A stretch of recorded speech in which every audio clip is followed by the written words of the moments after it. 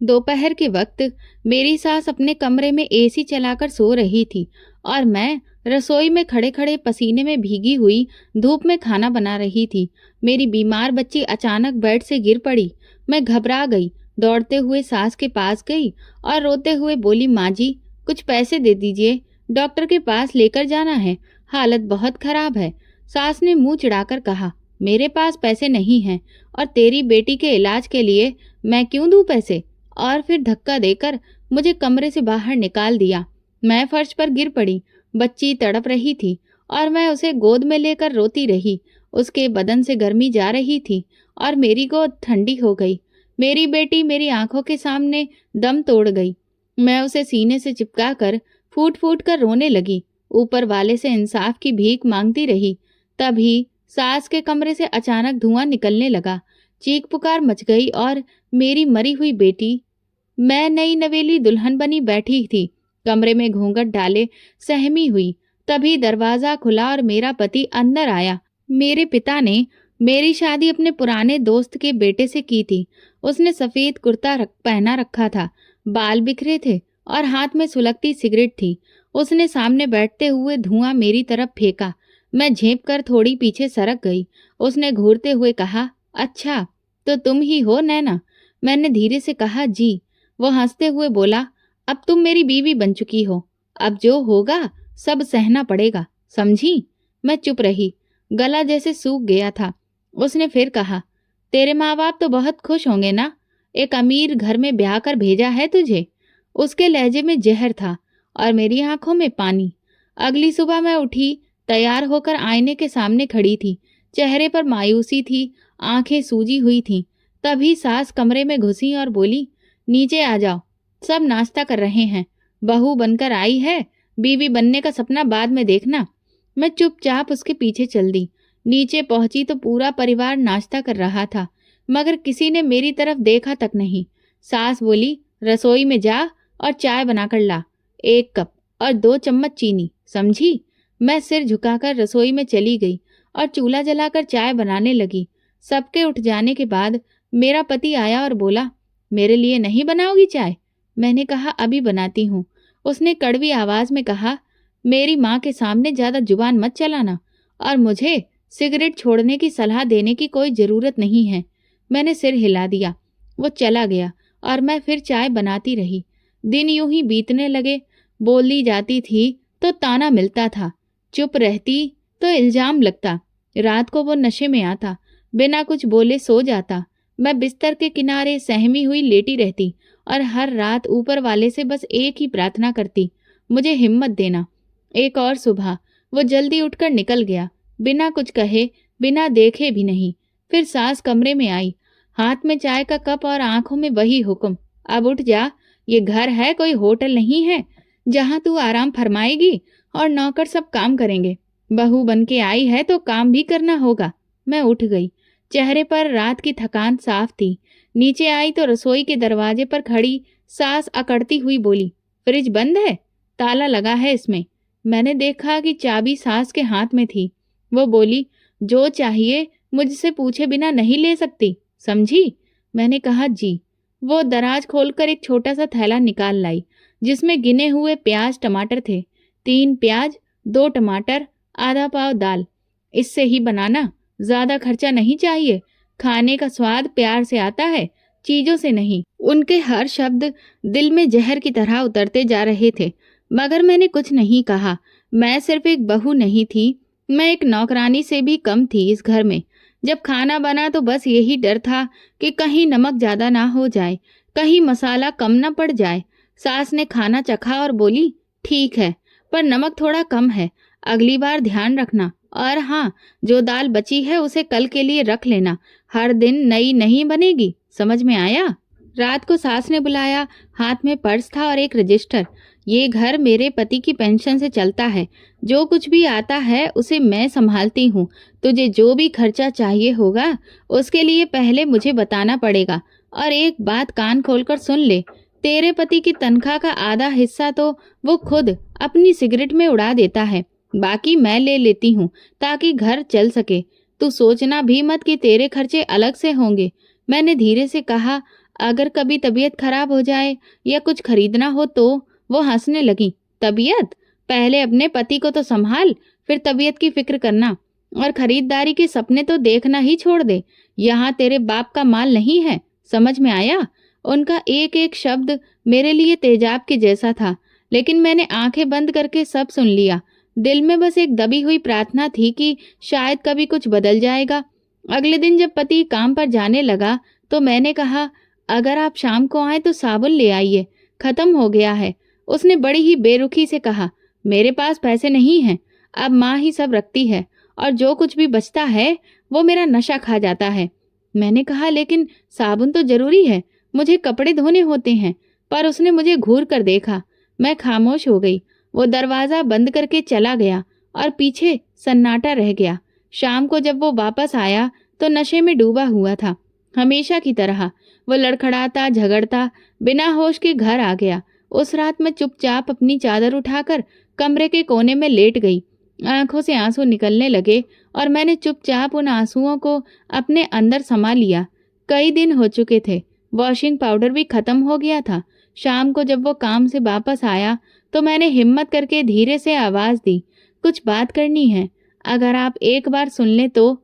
उसने जूते उतारे, बैग एक तरफ रखा और कठोर लहजे में बोला, हाँ जल्दी बोल, मेरा दिमाग वैसे ही खराब है, बेकार की बातें मत करना मुझसे। मैंने खुद को संभालते हुए कहा, देखिए कपड़े बहुत मैले हो गए हैं, पाउडर भी खत्म हो गया है, अगर आप कुछ पैसे दे दें तो मैं पाउडर ले आऊं। ये सुनते ही वो एकदम से रुक गया, जैसे मेरी आवाज ने उसे रोक दिया हो। लेकिन अगला लम्हा मेरी आत्मा पर बिजली बनकर गिरा। नैना, हर बार तुम्हें कुछ ना कुछ चाहिए होता है। मैं पत्थर बनी खड़ी रही। मैं तो बस जरूरत के लिए कह रही थी। जरूरत? तुम्हारी जरूरत है तो कभी भी खत्म ही नहीं होती। एक हफ्ता पहले भी तुमने कुछ मांगा था, अब क्या हर बार हिसाब दूं मैं तुम्हें? मैंने तो सिर्फ आपसे गुजारिश की थी। गुजारिश? तुम्हें लगता है कि तुम्हारे बाप ने तुम्हें पाल कर हमारे ऊपर एहसान किया है? सुन लो नैना, जो खर्च करता हूँ अपने पैसों का करता हूँ, तुम्हारी तरह नहीं कि दूसरों की कमाई पर जिंदगी जियो। मेरी आंखों से आंसू गिरने लगे। मैंने अपने होंठ कसकर भींच लिए। और हाँ, आइंदा मुझे इन सब बातों में मत घसीटना।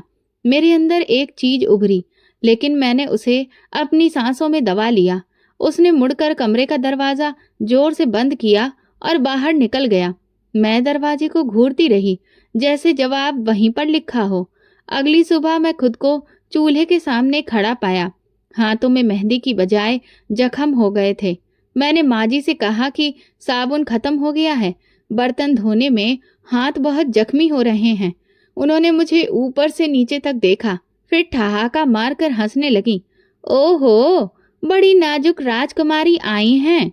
हमारे जमाने में तो राख से बर्तन धोए जाते थे, तुम्हें तो जैसे हर वक्त बस अपने हाथों की और अपनी चमड़ी की फिक्र ही खत्म नहीं हो पा रही है। मैंने चुपचाप कहा, माँ जी सिर दर्द हो रहा है, इसीलिए कहा। उन्होंने तेजी से रजिस्टर बंद किया। हाँ हाँ, सबको अपनी तकलीफ नजर आती है, दूसरों का बोझ नहीं दिखता। और सुन, ये घर तेरे बाप का नहीं है कि जो चाहे ले ले। यहाँ एक एक चीज मेरी इजाजत से ही मिलेगी। और सुन, वो किराया जो तुम्हारे बाप की दुकानों से आता है वो भी मेरे हाथ में है। मेरे कानों में सिर्फ वो एक जुमला गूंजता रहा, तुम्हारे बाप की दुकान, जैसे वो जायदाद नहीं मेरा जुर्म थी। उसी दिन शाम को जब वो आंगन में बैठा था, मैं फिर चुपके से गई, हाथों की लकीरें दिखाते हुए कहा, देखिए मेरे हाथों में जख्म हो गए हैं, माँ जी शायद साबुन दे दें, अगर आप कहें तो। फिर वही बात, उसने मुझे घूर कर कहा, मैं कुछ भी नहीं मांग रही, बस बस करो नैना, तुम हर बार कोई ना कोई बहाना लेकर मेरे पास आ जाती हो। तुम्हारी बातें सुन सुनकर मेरा दिमाग पक गया है। मेरा क्या, हर बार माँ से भी सिफारिश करवाऊंगी। मैंने सिर्फ हाथ दिखाए हैं, दर्द हो रहा है बस। हाँ हाँ, तुम तो दर्द का पिटारा बन गई हो ना, हर वक्त दर्द का दिखावा करना। और मैं क्या हूँ तुम्हारे लिए, एटीएम हूँ? मैं कुछ भी नहीं बोली। वो उठा, जेब से सिगरेट निकाली, सुलगाई और सिगरेट का धुआं छोड़ता हुआ कमरे से निकल गया। मैं वहां खड़ी रही, दीवार की तरफ देखती हुई, जैसे वो कुछ कहेगी, पर दीवार तो दीवार थी, शांत, बिना भाव की, कठोर। मैंने पानी से हाथ धोए, जख्मों पर पानी लगा तो जलन से आंखों से एक और आंसू निकल आया। आईने में खुद को देखा और फिर नजर फेर ली। आज मेरी खामोशी भी मुझ पर चिल्ला रही थी, पर इस चीख को सुनने वाला कोई नहीं था। मेरे कपड़े, मेरी पसंद, मेरी सोच, सब कुछ जैसे किसी और की मुट्ठी में था। यहाँ हर दिन एक जैसा होता था, मगर हर दिन थोड़ा और भारी, थोड़ा और जहरीला। क्या पहन रही हो? ये रंग तुम पर अच्छा नहीं लगता। सास की आवाज सुबह सुबह मेरी जिंदगी में जहर घोल देती थी। ये कोई मेला लगा है जो तुम हर रोज थोड़ा और सज धज कर तैयार होती हो और अच्छे कपड़े पहनने की कोशिश करती हो? ये तुम्हारे पति के पैसों से है, समझी? तुम्हारे बाप के नहीं। मैंने अपना दुपट्टा ठीक करते हुए चुपचाप दूसरे कमरे में आ गई। मेरे कमरे में सिर्फ एक पुरानी सी अलमारी थी जिसमें मेरे 5 जोड़ी कपड़े थे। उन्हीं को बार बार धोकर मुझे पहनना होता था, बिना प्रेस किए ही। मैं अपने कपड़े पहनती थी, तब भी मुझे बहुत सुनना पड़ता था। कपड़े तो ऐसे पहनती है जैसे कि कहीं की महारानी हो। कामकाज का ध्यान रखो, अपने शौक का नहीं, क्योंकि अब ये वक्त तुम्हारी फरमाइशें पूरी करने का नहीं है। पति कभी कभी आकर एक आधी बात बोलना, कभी मुस्कुरा देता जैसे सब कुछ ठीक हो, और कभी अचानक आंखों में खून उतर आता। एक शाम जब वो ऑफिस से आया, मैंने दरवाजा खोला और धीरे से पूछा, आज आप जल्दी आ गए? हाँ, लेकिन सवाल जवाब का कोई मूड नहीं है।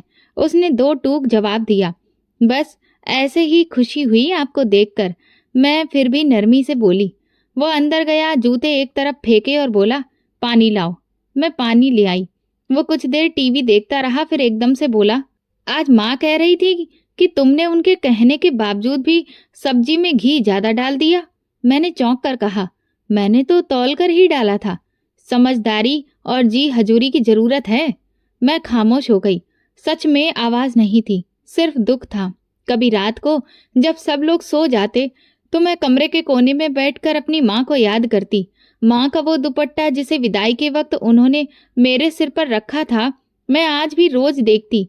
वही दुपट्टा मेरे आंसू पोंछता था। कभी कभी पति का व्यवहार नरम भी हो जाता। एक रात वो देर से आया, थका हुआ था। खाना बचा है? उसने धीरे से पूछा। जी। मैं गरम कर दूं? नहीं, ऐसे ही दे दो, बहुत थका हुआ हूँ। मैं खामोशी से थाली लगा दी। उसने 2 निवाले खाए, फिर मेरी तरफ देखा। नैना। जी कहिए। कभी कभी लगता है कि तुम बहुत चुप हो, कुछ बोलती क्यों नहीं? मैंने उसके चेहरे को देखा, जहाँ कुछ पलों के लिए नरमी दिख रही थी, फिर सिर झुकाकर कहा, बोलने की इजाजत कब मिली है जो बोलूं? वो खामोश हो गया। शायद मेरी बात ने उसे कुछ देर के लिए रोक दिया था, लेकिन सिर्फ कुछ लम्हों के लिए। अगली सुबह वही सब, वही किचन, वही गिनती की सब्जियां। सास ने मेरे हाथ से प्याज काटते हुए छुरी ले ली। ज्यादा बर्बादी मत करना, तेरे बाप के घर से नहीं आया है ये सब। मैं फिर कुछ नहीं बोली। मेरी जुबान पर जैसे ताला लग चुका था। एक रोज फ्रिज खोला तो सास ने देख लिया। किसने कहा था तुझे कि फ्रिज खोलो? कुछ लेने की इजाजत ली थी? माँ जी, मैं बस अपनी पानी लेना चाहती थी। किचन में रखा है ना, घड़े में, वही पियो। फ्रिज मेहमानों के लिए होता है, तुम्हारे जैसों के लिए नहीं। कमरे में जाकर मैंने पानी का घूंट लिया, फिर खुद को आईने में देखा। वो नैना जो शादी के दिन खुद को बहुत ही किस्मत वाली समझती थी, आज एक कैदी की तरह नजर आ रही थी। न सपने थे, न अधिकार था। हर दिन किसी और की मर्जी से जीना, और हर रात आंखों के नीचे बढ़ते काले घेरे, मानो मेरी किस्मत बन चुकी है। वो दिन किसी आम दिन के जैसा ही था। मेरे शरीर में कुछ अजीब सा बदलाव महसूस हो रहा था। कमजोरी, चक्कर, भूख न लगना। सास ने ताना मारा, काम से जी चुराती हो? जरा सा झुकने में तुम्हारी सांस चढ़ जाती है। मगर मुझे खुद नहीं पता था कि मेरे अंदर क्या पल रहा है। चुपके से पड़ोस की मौसी के साथ मैं अस्पताल गई, और जब वहां पर मेरा टेस्ट हुआ तो डॉक्टर ने हल्की सी मुस्कुराहट के साथ कहा, बधाई हो, आप माँ बनने वाली हैं। मेरे हाथ कांपने लगे। पहली बार इतने दिनों के बाद मेरी आंखों में खुशी के आंसू आए थे, लेकिन वो आंसू बहुत जल्द खौफ में बदल गए। घर जाकर कमरे में मैं बैठी रही। शाम को पति आए तो मैंने हिम्मत करके कहा, आज मैं डॉक्टर के पास गई थी। क्यों, सब ठीक तो है? जी। वो मैं उम्मीद से हूँ। वो कुछ लम्हों के लिए चुप रहे, फिर बोले, तुमने माँ को बताया? नहीं, अभी नहीं, सोचा पहले आपको बताऊं। तो अब बता दो, उन्हें भी इस बारे में खबर होनी चाहिए। ये सुनते ही मेरे दिल की धड़कन तेज हो गई। मैंने धीरे से जाकर सास को खबर दी। माँ जी, डॉक्टर ने कहा है कि मैं प्रेग्नेंट हूँ। सास की आंखों में एक चमक आई, जैसे कोई सपना जाग गया हो। अच्छा है, भगवान का शुक्र है, अब कम से कम कोई तो खुशी का वक्त आएगा। लेकिन ये याद रखो, ये खुशी तभी पूरी होगी जब तुम पोता पैदा करोगी। मैं चुप रही। उन्होंने कहा, अगर बेटा हुआ तो ठीक है, लेकिन अगर बेटी निकली ना, तो वो तुम्हारे पेट के अंदर ही खत्म करवा दूंगी। हमें पोती नहीं चाहिए, मुझे पोता ही चाहिए। ये सुनते ही मेरे पूरे शरीर में एक ठंडी लहर दौड़ गई, हाथ पसीने से भीग गए। एक पल को लगा कि मेरे अंदर जो जान है वो हिल गई हो। माँ जी, ये तो सब भगवान की मर्जी होती है ना, ये सब तुम मुझे मत सिखाओ। नैना, भगवान भी देखता है कि कौन क्या चाहता है। मैंने मन्नत मांगी है कि मुझे पोता ही चाहिए। अगर बेटी निकली तो समझ लेना कि फिर कुछ भी नहीं होगा। मैं खामोशी से वापस कमरे में आ गई। पति टीवी देख रहा था। मैं उसके पास जाकर बैठ गई। आप कुछ नाराज तो नहीं हैं? नहीं, पर कुछ भी नहीं देखा। नैना, बात सीधी है। अगर माँ खुश है तो ही मैं भी खुश हूँ। मुझे बेटा या बेटी से फर्क नहीं पड़ता, पर माँ को सिर्फ बेटा चाहिए। अगर बेटी हुई तो माँ नाराज हो जाएगी और उनके गुस्से का सामना फिर तुम्हें ही करना पड़ेगा। मुझे तुमसे कोई भी उम्मीद मत रखना कि मैं तुम्हें उनसे बचाऊंगा। मेरी आंखों में नमी आ गई, पर मैंने उसे दिखाई नहीं। रात को जब सब सो गए, मैंने तकिए पर सर रखकर आसमान की तरफ देखा। हे भगवान, जो मेरे अंदर है उसे सुरक्षित रखना, चाहे बेटा हो या बेटी, बस वो जिंदा रहे और सही सलामत रहे। अगले दिन माँ जी ने मुझे बुलाया। वो हाथ में माला घुमा रही थी। सुना है कि तुम्हारे यहाँ डॉक्टर ने 3 महीने बाद अल्ट्रासाउंड करवाने के लिए कहा है। जी, जी माँ जी। तो फिर सुन लो, हम तभी पता करवा लेंगे कि बेटा है या बेटी, और अगर बेटी निकली तो फौरन ही फैसला हो जाएगा। ये बात अब पक्की है कि मुझे तो पोता ही चाहिए। अरे, पोते से ही तो खानदान का नाम आगे बढ़ेगा। दुकानों का बारिश तो आखिर वही होगा ना। मैंने नजर झुका ली। समझ गई नैना कि माँ की उनके लहजे में कोई भी हमदर्दी नहीं थी। उन दोनों के मेरे दिल में ख्वाब मोहब्बत पर हावी हो गया। हर धड़कन के साथ सवाल होता, क्या मेरे अंदर बेटी है, और अगर है तो क्या वो जिंदा बच पाएगी। पति रात को आया तो मैंने धीरे से पूछा, कभी सोचा है अगर बेटी हुई तो? उसने कंधे उचकाकर कहा, मैं क्या कहूँ, मेरा तो बस ये है कि जो भी हो सही से हो, लेकिन माँ जो चाहती है वही होगा। मैं नहीं रोक सकता उन्हें। तो आप कुछ भी नहीं करेंगे अगर माँ? मेरी बात अधूरी रह गई। मैं इस बहस में नहीं पड़ना चाहता नैना, मुझे सुकून चाहिए, बहस नहीं। वो सो गया और मैं जागती रही। मैंने पेट पर हाथ रखा, जैसे आने वाली औलाद को थपकी दे रही हूँ। मैं तुम्हारे साथ हूँ बेटा, चाहे दुनिया कुछ भी कहे, मैं हूँ, तुम मेरी हो। 3 महीने पूरे होने को आ गए थे और हर दिन मेरे लिए एक सवाल था, मेरे अंदर कौन पल रहा है, खुशी या सजा, माँ बनने का सपना या बेटी होने का जुर्म। आज वो दिन आ गया था जिसका इंतजार मुझे ख्वाब किसके साथ था। अल्ट्रासाउंड के दिन सास ने मुझे खुद अस्पताल ले जाने का फैसला किया। अस्पताल पहुंचे तो डॉक्टर से पहली मुलाकात हुई। एक ठीक ठाक उम्र की गंभीर चेहरे वाली औरत, जो अपने पराये से ज्यादा शायद कुछ और भी जानती थी। सास ने दरवाजे के अंदर कदम रखते ही कहा, डॉक्टर साहिबा, हमें साफ साफ बता दीजिए कि बेटा है या बेटी, और अगर बेटी हो तो प्लीज कुछ छुपाइएगा मत। डॉक्टर हैरत से उनकी तरफ देखने लगी। ये सब जानने की कानून इजाजत नहीं देता है कि हम किसी को भी लड़का या लड़की है ये बताएं। अभी वक्त नहीं आया है। सास झुंझलाकर बोली, वक्त की बात छोड़ दीजिए, हमें सिर्फ ये सुनना है कि बेटा है, और अगर बेटी है तो फिर हम अपना रास्ता खुद ही चुन लेंगे। मेरा दिल जैसे बुरी तरह से घबरा गया। जब डॉक्टर मुझे अल्ट्रासाउंड के लिए अंदर ले गई तो मैं एक पल में कुर्सी से उठी और डॉक्टर के कदमों में जा गिरी। मेरी आंखों से लगातार आंसू बह रहे थे। डॉक्टर मैडम, आपको भगवान की कसम है, अगर बेटी है तो फिर प्लीज मेरी सास को कुछ भी मत बताइएगा, वो उसे खत्म करवा देंगी। मुझे कुछ भी करके अपनी बेटी को हर हाल में बचाना है। डॉक्टर का चेहरा सख्त हो गया। वो झुकी, मुझे सहारा देकर उठाया और कहा, नैना, मैं तुम्हें माँ की नज़र से देख रही हूँ और तुम फिक्र ना करो, जो भी है मैं तुम्हारे साथ हूँ। मैं हिचकियों के बीच सिर हिलाया। सास ने सामने बैठकर सवालिया नज़रों से देखा। क्या हुआ, सब ठीक है ना? डॉक्टर ने खामोशी से एक सांस ली, फिर मुस्कुराकर कहा, बधाई हो, बेटा है, सब कुछ बिल्कुल ठीक है। सास के चेहरे पर खुशी की लहर दौड़ गई। वो उनकी आवाज में बोली, देखा, मैं ना कहती थी कि मेरा पोता ही आएगा। चलो, खुशी की बात है, कम से कम इज्जत बच गई। डॉक्टर ने मेरी तरफ देखा और मैंने नजरें झुका ली। मेरी आंखों में सुकून था, पर दिल अभी भी कांप रहा था। घर वापसी पर सास बार बार मुझे तरह तरह की हिदायतें दे रही थी। अब से ज्यादा ध्यान रखना, मेरा पोता है, इसे कुछ भी नहीं होना चाहिए। दूध वक्त पर पीना और दवा तो बिल्कुल भी नहीं भूलना। मैं हर बात पर जी कहती गई। जब ये खबर मेरे पति को मिली तो उसने भी ठंडे लहजे में कहा, चलो, कम से कम माँ खुश हो गई, यही काफी है। मैं रात को देर तक जागती रही। डॉक्टर का चेहरा बार बार आंखों के सामने आता रहा। वो औरत जिसने मेरे झूठ को जिंदगी का सहारा बनाया, सच छुपाया मगर एक जान बचा ली। अगले दिन सास ने सुबह से ही मुझे तरह तरह की एडवाइसेस देना शुरू कर दी।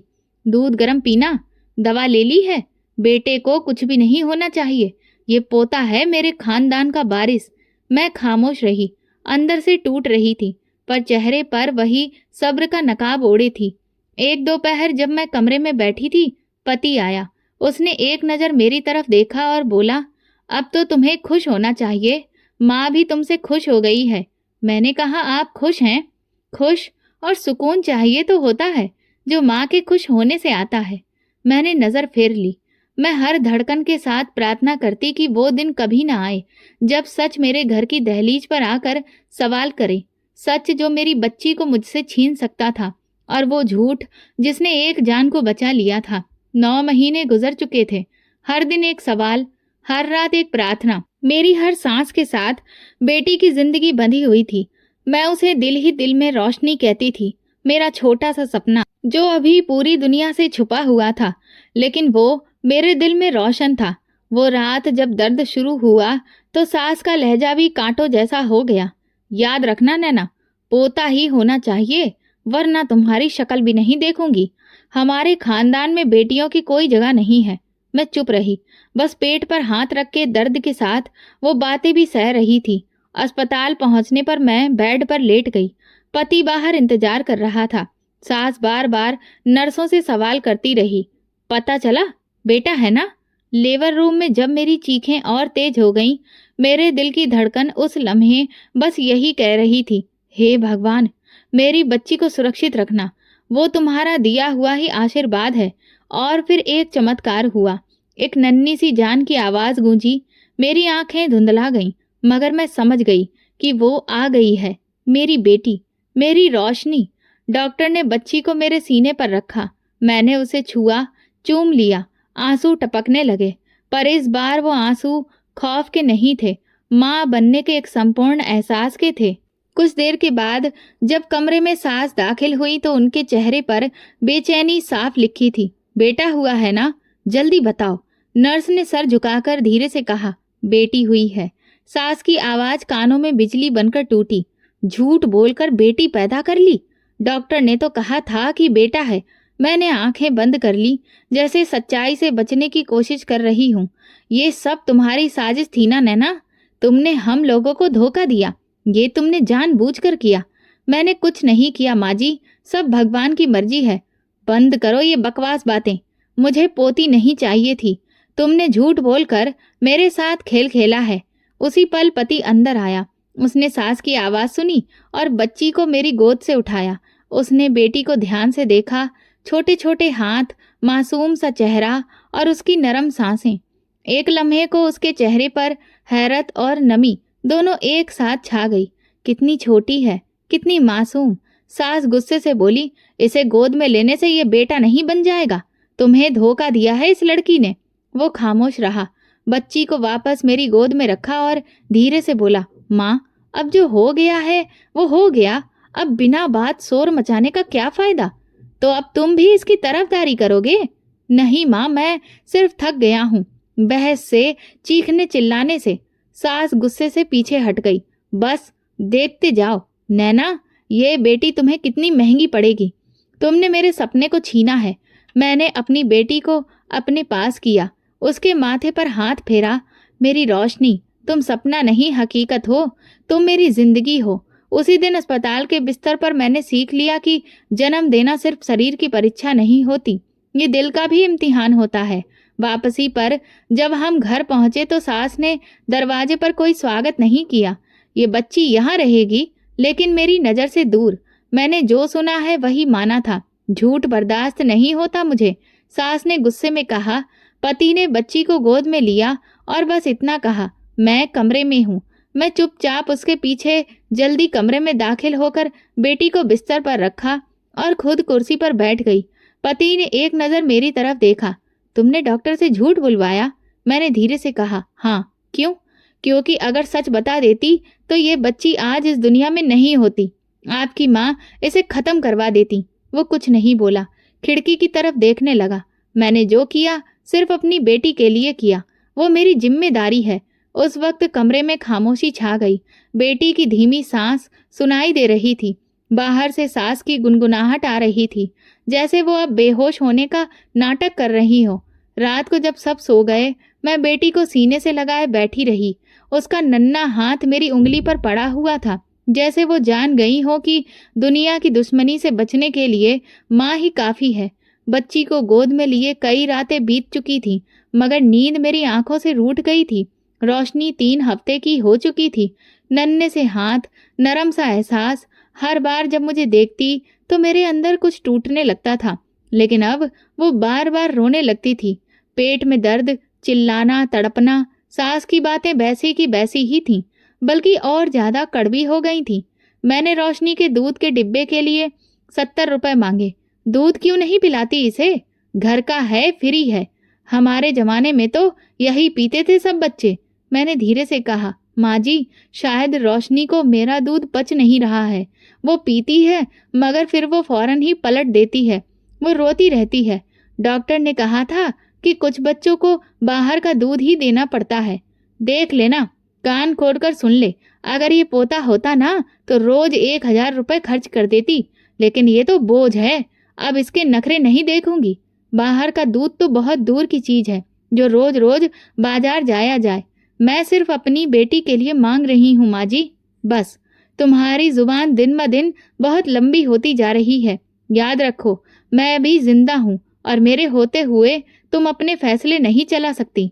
अगर कुछ चाहिए तो अपने मायके से मंगवा लो। मैंने नजर झुका ली।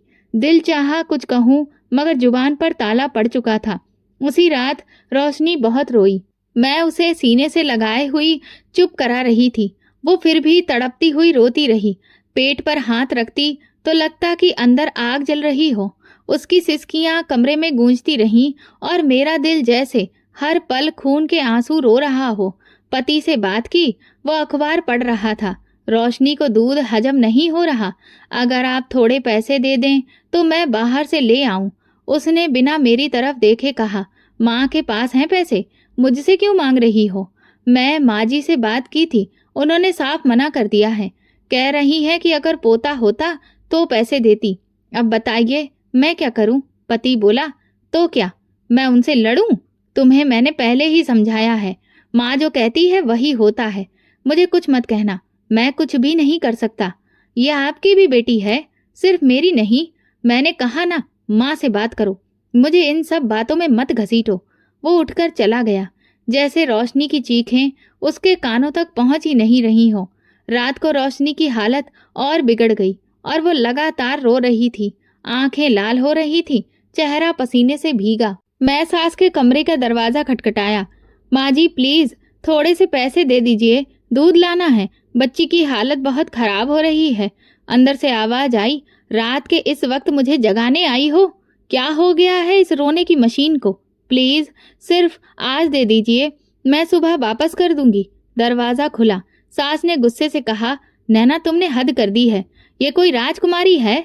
रो रही है तो रोने दो। पोता पैदा करती ना तब देखती कि तू क्या मांगती और मैं सब कुछ बिना मांगे ही दे देती। चली जा यहाँ से, मेरा वक्त बर्बाद मत कर। उसके बाद दरवाजा जोर से बंद हो गया और मैं पत्थर बनी खड़ी रही। रोशनी करहाओं के साथ मेरे हाथों में जोर पकड़ती जा रही थी। अगली सुबह मैंने हिम्मत की, पति से दोबारा बात की। अगर पैसे नहीं दे सकते तो कम से कम खुद ही दूध ले आओ। मैं हर बार सास के आगे हाथ नहीं फैला सकती। रोशनी की तबीयत रोज बिगड़ रही है। उसने कड़वी नजरों से कहा, तुम मुझे मजबूर कर रही हो कि मैं माँ से छुपाकर कुछ करूं। अगर छुपाकर करना पड़े तो कीजिए, बच्ची की जान का सवाल है। उसने सर झटका। तुम अपनी बातें खुद संभालो, मुझे इसमें नहीं पड़ना। मेरे लिए जैसे हर दरवाजा बंद होता जा रहा था। उसी रात नैना को हल्का बुखार भी हो गया। उसकी आंखें भारी, शरीर ठंडा होने लगा। वो बार बार करवटें बदलती, हाथ पांव मारते मारते थक जाती। मैं एक बार फिर सास के सामने हाथ जोड़कर खड़ी थी। आपको भगवान का वास्ता सिर्फ 200 रुपए दे दीजिए, बच्ची बहुत बीमार है, मैं खुद दूध ले आऊंगी। तुम्हें शर्म नहीं आती? एक बेटी के लिए यूं रो रही हो जैसे कोई खजाना लुटा दिया हो। क्या दुनिया में बेटियां इतनी जरूरी हो गई हैं? माँ की वो बहुत तकलीफ में है और मैं थकी हुई हूँ। रोज रोज यही ड्रामा सुनने के लिए मैं नहीं बैठ सकती अब सामने। हार कर मैं अपनी बच्ची को उठाकर वापस कमरे में आ गई। वो अब रो रो कर थक चुकी थी। बस उसकी सिसकियां थीं, सांस धीमी, आंखों में दर्द। मेरी नींद, मेरा सब्र, सब कुछ छिन चुका था। सिर्फ एक माँ बची थी जो अपनी बच्ची के साथ जाग रही थी। रोशनी मेरी गोद में थी और मैं उसे बार बार थपकियां दे रही थी। मेरे पास कुछ नहीं था, सिर्फ मोहब्बत, भूख और लाचारी। और इन सब के बीच मेरी बेटी जो रोज थोड़ा थोड़ा मर रही थी। रोशनी मेरी गोद में बेसुध थी, होंठ सूखे सफेद, शरीर ठंडा लेकिन माथा दहकता हुआ। पति को कॉल किया, वो दूसरे शहर किसी काम से गया था। बार बार फोन मिला रही थी लेकिन हर बार फोन बजता रहा, कोई जवाब नहीं आया। सुबह का वक्त पास था, सूरज अभी निकला नहीं था लेकिन मेरी रोशनी डूब रही थी। मैं रोशनी को चादर में लपेटकर बाहर निकली। एक एक दरवाजा खटखटाया। मौसी, प्लीज थोड़े से पैसे दे दीजिए, बच्ची की हालत बहुत खराब है, मुझे दवा लेनी है। नैना बेटी, मेरे पास खुद कुछ भी नहीं है, महीना खत्म होने को आ गया है, दूसरे घर गई। दीदी, मैं वापस कर दूंगी, बस बच्ची के लिए दवा चाहिए, हमें माफ कर दो, खुद हमारे बच्चों का खर्चा पूरा नहीं हो रहा। मैं आंखों में आंसू लिए दरवाजे दरवाजे जाती रही लेकिन हर दरवाजा बंद, हर दिल कठोर। तब एक औरत जो पास वाली गली में रहती थी मेरे पास आई। उसके हाथ में एक पुरानी शॉल थी और आंखों में थोड़ा सा रहम। लो बेटा, मेरे पास बस इतना ही है। मैं खुद तो दवा लेने आई थी अपने पति की, पर तुम्हारी बच्ची की हालत देखकर दिल पिघल गया। भगवान आपको खुश रखे, मैं लौटा दूंगी, तुम पहले अपनी बच्ची को बचाओ। मैं भागती हुई रोशनी को लेकर पास के क्लिनिक में पहुंची। अंदर नर्स ने देखा और तुरंत डॉक्टर को बुलाया। डॉक्टर ने बच्ची की आंखें चेक की, स्क्रीन देखा, एक नज़र मेरी तरफ देखा। ये कब से बुखार में थी? 2 दिन से, पर पैसे नहीं थे मेरे पास दवा के लिए। डॉक्टर खामोश हो गया, फिर धीरे से बोला, बहुत देर हो चुकी है, इसकी सांसें रुक चुकी हैं नैना। मेरे कदमों तले जमीन खिसक गई। ये सुनते ही जैसे किसी ने मेरे गले में फांसी डाल दी हो। आंखों के सामने अंधेरा छा गया। नहीं, आप दोबारा चेक करिए, फिर से देखिए तो। मेरी रोशनी, मेरी बच्ची सांस ले रही थी अभी। मैं उनसे बार बार भीख मांग रही थी। हम कुछ भी नहीं कर सकते। मैंने रोशनी को अपने बाजू में उठा लिया, जैसे जोर देने से जिंदगी वापस आ जाएगी, पर उसका शरीर ठंडा था, जैसे दुनिया की सारी आवाजें सुनकर भी उसने सिर्फ खामोशी चुन ली हो। अस्पताल के कमरे से निकलते हुए मेरे कदम डगमगा गए। लोगों की नजरें, गाड़ियों का शोर, सब धुंधला पड़ गया। मेरे सीने पर रोशनी की लाश थी और मेरी गोद खाली होने लगी थी। घर का दरवाजा खटखटाया, सास ने खोला। मेरे हाथ में चादर में लिपटी रोशनी को देखकर उसके माथे पर एक पल को कोई भी असर नहीं आया। क्या हुआ? रोशनी मर गई। हाँ, आपकी पोती जो पैदा होते ही बोझ ठहरा दी गई, आज दुनिया छोड़ गई। सास ने पलकें भी नहीं झपकाई, बस दरवाजा छोड़कर पीछे हट गई। मैं रोशनी को लेकर कमरे में आई, बिस्तर पर उसे रखा। उसका चेहरा सुकून में था, जैसे वो अपने दर्द से आजाद हो गई हो।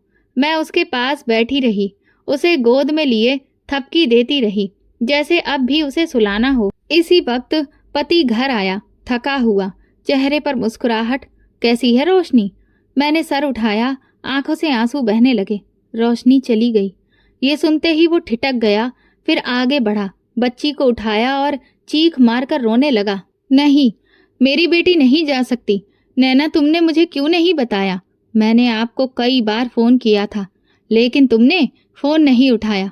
मैं दरवाजे दरवाजे गई, किसी ने मदद नहीं की। मैं अकेली थी, बस मेरे साथ रोशनी थी। वो रोती रही, मैं रोती रही, और बीच में वो बच्ची जो इस दुनिया के जालिम मौसम में कुछ हफ्ते भी ना जी सकी। सारे मेरे अंदर सब कुछ टूट चुका था, लेकिन जुबान पर खामोशी थी। दिल में जैसे कोई तूफान उबल रहा था। सास दरवाजे पर खड़ी थी, उसका चेहरा सपाट, जैसे कुछ हुआ ही नहीं हो। मैं उठी, चादर को जरा सा और ठीक किया, रोशनी के माथे को चूमा और दरवाजे की तरफ कदम बढ़ाए। आंगन में जाकर आसमान की तरफ देखा। पहली बार इतने दिनों के बाद मैंने अपनी गर्दन सीधी की, आंखों को आसमान से मिलाया। भगवान! मेरी आवाज हल्की थी, मगर आंसुओं से भीगी हुई थी। ये बच्ची तुम्हारी ही दी हुई थी ना? तुमने ही तो कहा था कि बेटियां आशीर्वाद होती हैं। मैंने तुम्हारे आशीर्वाद को बचाया, उसे सीने से लगाया, पर तुमने उसे मुझसे छीन लिया। मेरे आंसू रुक नहीं रहे थे।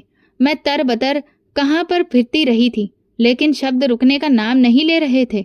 अगर तुम मुझे मेरी बच्ची वापस नहीं दे सकते, तो कम से कम इंसाफ तो कर दो। वो जो दिन रात मेरे बच्ची को मनहूस कहती रही, वो जो मुझे बोझ समझती रही, जिसने रोशनी को दूध के पैसे तक नहीं दिए, उसका हिसाब अब तुम करोगे। मेरी बच्ची तड़प तड़प कर मर गई। मैं दरवाजे दरवाजे घूमती रही और वो दरवाजा बंद करके सो गई। हे भगवान, अगर तुम देख रहे हो तो जवाब दो, या फिर खामोश रहकर मुझे भी मार डालो। मेरे शब्द खत्म हुए, पर दिल में आग और बढ़ गई। मन में खामोशी छा गई। सिर्फ पीछे मेरी सिसकियां ही बाकी रह गईं कि तभी इतने में अंदर से सास की चीखने की आवाज आई। अरे मेरे हाथ, मेरी पाँव! हे भगवान, ये क्या हो रहा है? मैं अचानक से चौंक गई और दौड़ी। पति भी उठकर आए। हम दोनों अंदर गए। सास फर्श पर गिरी हुई थी, उनके हाथ अकड़े हुए, मुंह टेढ़ा और आंखें खुली थीं, लेकिन जुबान से कुछ भी अब साफ नहीं निकल रहा था। माँ, आपको क्या हो गया? पति उसके पास गया, मगर वो जवाब नहीं दे पा रही थी। जल्दी एम्बुलेंस बुलाओ, वो मुझसे चिल्लाकर बोला, लेकिन मैं चुपचाप खड़ी रही। मेरी आंखें अभी भी नम थीं, लेकिन दिल में अजीब सा सुकून उतरने लगा था, जैसे भगवान ने मेरी पुकार सुन ली हो, जैसे इंसाफ का पहला कदम उठ गया हो। अस्पताल ले जाने पर डॉक्टर ने चेकअप किया, फिर एक लंबी खामोशी के बाद पति की तरफ देखकर कहा, आपकी माँ को पैरालिसिस का गंभीर अटैक पड़ा है। वो पूरी तरह से अब लाचार हो चुकी है। शरीर का आधा हिस्सा हरकत नहीं करेगा और जुबान भी बेकार हो गई है। अब जिंदगी भर के लिए बिस्तर पर ही रहेंगी। ये सुनते ही पति के चेहरे पर हवाइयां उड़ने लगीं। उसने मेरी तरफ देखा, जैसे कुछ कहना चाहता हो, मगर कुछ भी कह नहीं पाया। मेरी नजरें अभी भी सास के चेहरे पर थीं, जो अस्पताल के बेड पर बेबस पड़ी थी। वो जो हर दिन अपनी जुबान से मेरे लिए जहर उगला करती थी, आज वही जुबान जम गई थी। रात को जब सास को घर लाया गया, पूरा मोहल्ला जमा था। मैं दरवाजे पर खड़ी थी। रोशनी की गोद खाली थी, लेकिन नजरों में एक खामोश ताकत थी। मोहल्ले की एक औरत ने धीरे से कहा, भगवान का इंसाफ है, देखो तो। बच्ची की चीख सुन ली गई। मैंने कुछ नहीं कहा, बस आसमान की तरफ नजर उठाकर देखा। वो खामोश था, लेकिन आज वो खामोशी भी मेरे लिए जवाब थी। कमरे में जाकर मैंने रोशनी का खाली झूला देखा। उसमें उसकी फ्रॉक रखी हुई थी, जो अभी भी उसकी खुशबू से भरी हुई थी। मैंने वो फ्रॉक सीने से लगा ली। पति अंदर आया, मेरे पास बैठा। मुझे अंदाजा नहीं था कि हालात यहाँ तक पहुँच जाएंगे। मैंने कभी सोचा भी नहीं था कि रोशनी को हम इतनी जल्दी खो देंगे। मैंने कहा, तुमने सोचा नहीं, बस अपनी आंखें बंद रखी। जिस दिन तुमने रोशनी की आवाज़ नहीं सुनी, उसी दिन वो हमें छोड़ने लगी थी। मुझे अफसोस है, अफसोस अब रोशनी के किसी काम का नहीं है। और तुम्हारी माँ, वो अब वही भुगत रही है जो उसने मेरे बच्चे के साथ किया। वो चुप हो गया, कुछ लम्हों के बाद उठा और बाहर चला गया। मैं झूला देख रही थी।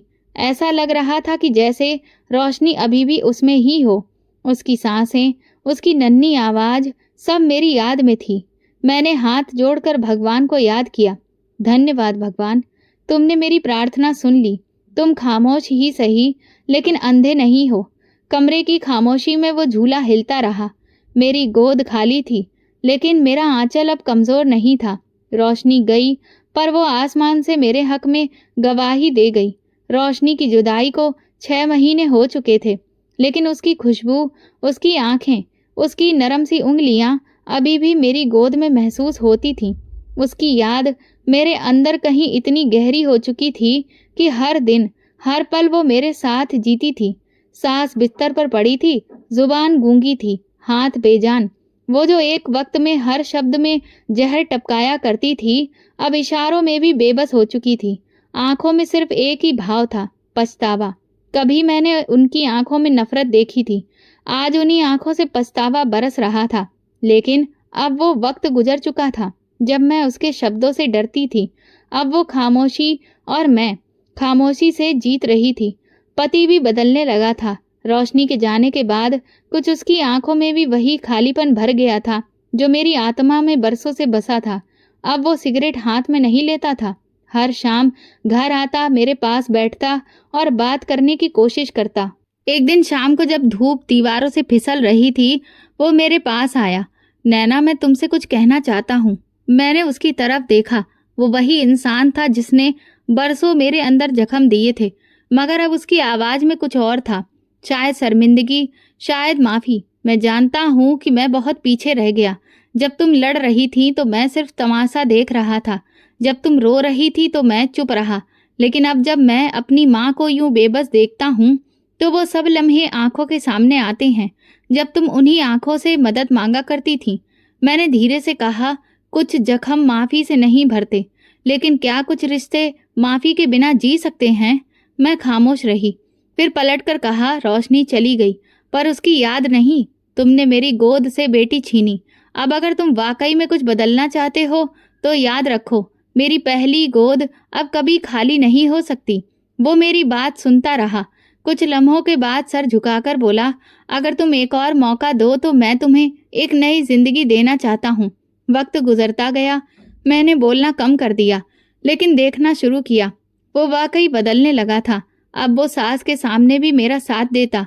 जब वो बिस्तर पर हाथ उठाने की कोशिश करती, वो उनका हाथ थाम लेता, सफाई करता, दवा देता, और कभी मेरे हाथ से चाय का कप लेकर कहता, तुम आराम करो, आज मैं सब कुछ संभाल लूंगा। एक दिन डॉक्टर ने बताया कि मैं दोबारा माँ बनने वाली हूँ। एक लम्हे को दिल कांप उठा, जैसे रोशनी की चीख दोबारा गूंजने लगी हो। लेकिन फिर हाथ पे पेट रखा और आंखें बंद करके प्रार्थना की, हे भगवान, अब जो भी देना उसे हमेशा सुरक्षित रखना। मैं किसी को खोने की हिम्मत नहीं रखती। वक्त के साथ साथ मेरे दिल में अब तलखी कम होने लगी। सच ये है कि रोशनी के बाद मैं खाली हो चुकी थी, और अब इस खाली जगह में थोड़ा थोड़ा करके जिंदगी वापस आ रही थी। 9 महीने बाद मैंने एक बेटे को जन्म दिया।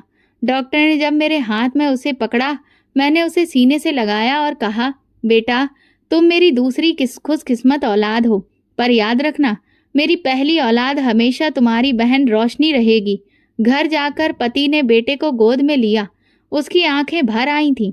ये हमारी नई शुरुआत है नैना। मैंने सर हिलाया। सच तो ये था कि ये शुरुआत थी, पर एक लंबे सफर के बाद। वो सफर जिसने मुझे तोड़ा, बिखेर दिया और फिर समेटा। सास अभी भी बिस्तर पर थी।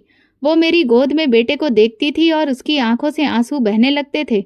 वो कुछ भी कह नहीं सकती थी, पर हर दिन, हर लम्हा उसकी नजर माफी मांगती थी। एक दिन मैं उसके कमरे में बेटे को लिए बैठी थी। वो हमें देख रही थी। मैंने बेटे का छोटा सा हाथ उनकी हथेली पर रखा। वो थोड़ा सा हिली, आंखों से 2 आंसू के कतरे निकले। मैंने धीरे से कहा, देखो माँ जी, बेटा आ गया है, लेकिन जिसको आपने जीने नहीं दिया वो बेटी, वो मेरी दुनिया थी। उस दिन मैंने महसूस किया उसकी खामोशी चीख रही है। शायद वो कहना चाहती थी मुझे माफ कर दो, और शायद मैं सुन भी रही थी। कमरे से बाहर आकर मैं आसमान की तरफ देखने लगी। वही आसमान जिसकी गवाही पर मेरे भगवान ने मुझे जीत दी थी। मेरे बेटे की मुस्कुराहट, मेरे पति का बदलता हुआ व्यवहार, मेरी गोद की रौनक, सब कुछ वापस आ रहा था। मगर मेरी पहली जीत वो रोशनी थी और मेरा खामोश लम्हा रोशनी के बाद सब कुछ बदल गया। मगर उस बदलाव की कीमत वो थी जो किसी माँ को कभी अदा नहीं करनी चाहिए। मेरी गोद तो दोबारा भर गई, लेकिन दिल की वो जगह जहाँ रोशनी हंसती थी वह आज भी खामोश है। एक रात मैं सास के कमरे में गई। जब सब सो गए थे, मैं सास के पास जाकर उनकी चादर को ठीक किया। उनकी आंखों में नमी तैर रही थी। मैंने कहा, मैं जानती हूँ कि आप कुछ कहना चाहती हैं, लेकिन जो कहना था वो उसी वक्त कहना था जब रोशनी जिंदा थी। उनकी पलकें थरथरा गईं। अब आप सिर्फ आंखों से बात करती हैं, जैसे मेरी बच्ची सिर्फ सिसकियों से कर रही थी। वो तकिए पर नजरें जमा कर रह गई, जैसे अब इस बात को अपना रही हो कि अब जुबान नहीं सिर्फ आंखें बोलती हैं। सुबह मैंने उन्हें दवा दी। वो खामोश थी, उनके हाथ बिल्कुल ठंडे, जैसे वक्त का बहाव रुक गया हो। पति आया, उसने सास के पैर दबाए। काश माँ आपने नैना की बात उस दिन सुन ली होती, शायद रोशनी आज हमारे बीच होती। सास की आंखों से आंसू निकल आए।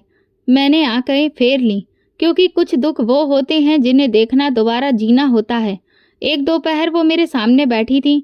मैंने खाना खिलाने के बाद उनका चेहरा साफ किया। उनकी सांसें भारी हो चुकी थीं। मैंने धीरे से कहा, आप भी मरने की प्रार्थना करती हैं? उनकी पलकें एक बार तेजी से झपकी, जैसे हाँ कहना चाहती हों। पर मौत भी अब शायद आपसे रूठ चुकी है, क्योंकि वो तो आप पर उपकार हो जाएगा, और आपने जो किया है वो तो जुल्म था। अब हर दिन हर लम्हा वो सजा है जो आपको खुद चुननी पड़ी। मैंने उनके हाथ पर थाम कर कहा, रोशनी ने आपको माफ कर दिया होता। वो तो बहुत छोटी थी, बस रोती थी, चुप हो जाती थी। पर मैं क्या कहूँ? मैं हमेशा याद रखूंगी कि बेटियां आशीर्वाद हैं, कोई मुश्किल नहीं। कमरे में खामोशी थी, सिर्फ पंखे की आवाज उठ रही थी। मैंने दुपट्टा ओढ़ा, बेटे को उठाया और बाहर गई। आंगन में आसमान साफ था, बादल नहीं थे, सूरज चमक रहा था। मैंने अपने बेटे को सीने से लगाया, उसके माथे को चूमा। बेटा, तुम जब बड़े होगे तो ये जानना कि तुम्हारी एक बहन भी थी, रोशनी, जिसे इस दुनिया ने जीने नहीं दिया, लेकिन वो अभी भी तुम्हारे साथ है। हर बार जब तुम मुस्कुराओगे वो खुश होगी, जब तुम रोओगे वो तुम्हारे पास होगी। पति मेरे पास आया, खामोशी से बैठा। तुमने बहुत कुछ बर्दाश्त किया है नैना, और तुमने सब कुछ खामोशी से सह लिया। मैं कमजोर थी पर टूटी नहीं, क्योंकि मेरे साथ भगवान था। क्या कभी मुझे माफ कर सकोगी? मैं थोड़ी देर सोचकर फिर कहा, तुमने रोशनी को नहीं बचाया, लेकिन तुमने मेरे दुख को समझा, सीखा। मैं तुम्हें माफ नहीं करती, मैं तुम्हें बदलते हुए देखती हूँ, और वही काफी है। हम दोनों कुछ देर खामोश बैठे रहे। सास की हालत अब और भी ज्यादा बदतर होती जा रही थी। हर दिन हर रात वो मौत के लिए प्रार्थना करती, पर उनकी कोई भी प्रार्थना सुनी नहीं जा रही थी।